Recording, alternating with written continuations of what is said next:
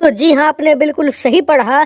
चीन ने राफेल लड़ाकू विमान मार गिराया है, वो भी एक दो की संख्या में नहीं, ना ही एक दर्जन, उससे भी ज्यादा करीबन 17 राफेल लड़ाकू विमान इन्होंने मार गिराए हैं। यानी कि एक वायुसेना के अंदर जो एक स्क्वाड्रन होती है जिसके अंदर 17 से लेकर 18 लड़ाकू विमान होते हैं, इन्होंने पूरी की पूरी एक वायुसेना की स्क्वाड्रन ही खत्म कर दी है। और साथ ही ये भी दावा किया है कि ये काम ना तो किसी हमारे मिसाइल डिफेंस सिस्टम ने किया है, ना ही किसी रडार या इंटरसेप्टर ने, बल्कि ये काम कर दिखाया है चीन के J-20 स्टेल्थ लड़ाकू विमान ने। लेकिन चीन के इस दावे से बहुत सारे सवाल भी खड़े हो रहे हैं कि चीन ने कौन से राफेल मार गिराए, किसके राफेल मारे हैं, या फिर किस प्रकार से मार कर गिराए हैं। तो निश्चिंत रहिए, सारे सवालों को मैं आपके जवाब दूंगा, साथ ही इस पर भारत का जो रिएक्शन है वो भी बताऊंगा। चलिए बिना टाइम वेस्ट की वीडियो को फटाफट शुरू करते हैं। तो दोस्तों, जैसा कि आप देख सकते हैं, चाइनीज मिलिट्री का दावा है कि उसने एक सिमुलेशन में भारत के करीबन 17 राफेल लड़ाकू विमान मार गिराए हैं। सिमुलेशन क्या होता है?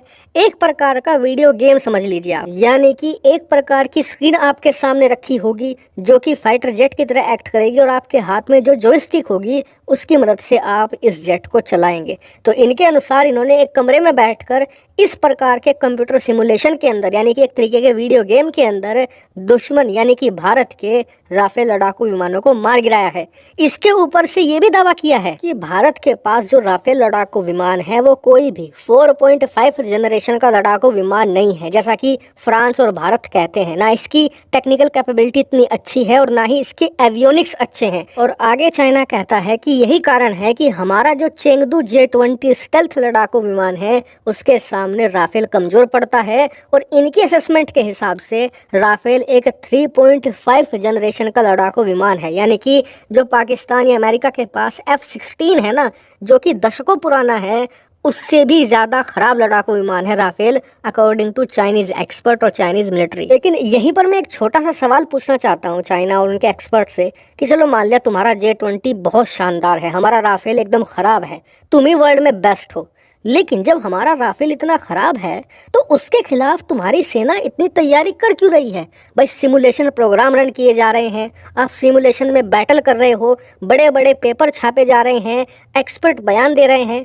भाई जो चीज़ कमज़ोर होती है उसके अगेंस्ट तो ऐसा नहीं होता, जो चीज़ मजबूत होती है उसी के खिलाफ तो आप ऐसी तैयारी करते हो। इसे आप कुछ ऐसे समझिए कि हाल ही में भारत की क्रिकेट टीम को 2 सीरीज खेलनी थी। पहली के लिए हमें आयरलैंड जाना था, दूसरी के लिए साउथ अफ्रीका।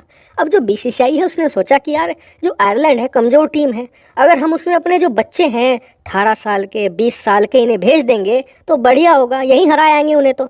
लेकिन जब साउथ अफ्रीका की सीरीज आई तो हमने अपनी बेस्ट टीम भेजी थी। हमने ऐसा क्यों किया? क्योंकि अफ्रीका एक मजबूत टीम है, उसके खिलाफ मजबूत तैयारी चाहिए जीतने के लिए। आयरलैंड के खिलाफ हम मजबूत हैं, आयरलैंड को हमारे खिलाफ तैयारी करनी पड़ेगी।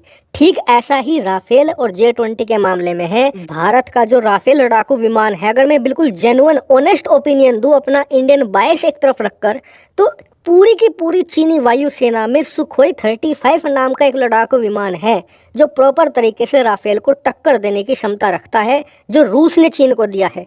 Su-35 के अलावा पूरी चीनी वायुसेना में एक भी लड़ाकू विमान नहीं है जो राफेल को टक्कर देना तो छोड़िए उसके आसपास भी आ सके। और जो चीन कह रहा है कि 17 बार राफेल मार दिया, रियल टाइम में यानी कि जब असल युद्ध होगा तो राफेल J-20 में 17 मिनट में 17 बार भूसा भर देगा। और ये बात चीनियों को भी पता है, इसीलिए वो तैयारी कर रहे हैं राफेल से लड़ने की, अपने बच्चों को कंप्यूटर गेम खिलाकर। और आपको याद होगा उससे 4 महीने पहले पाकिस्तान ने भी दावा किया था कि हमने अपने JF-17 और अपने जो F-16 है उसके जरिए 4 बार सिमुलेशन में ही राफेल को मार गिराया है। यानी कि एक बात तो तय है कि दोनों देश राफेल से डरे हुए हैं और इसीलिए अपनी सेना के बच्चों को वीडियो गेम खिलाते हैं और फिर अपने देश को दिखाते हैं कि देखिए हमने वीडियो गेम में भारत का लड़ाकू विमान मार गिराया। तो यानी कि इस पर चिंता करने की बजाय इस पर हंसी ज्यादा आ रही है भारत।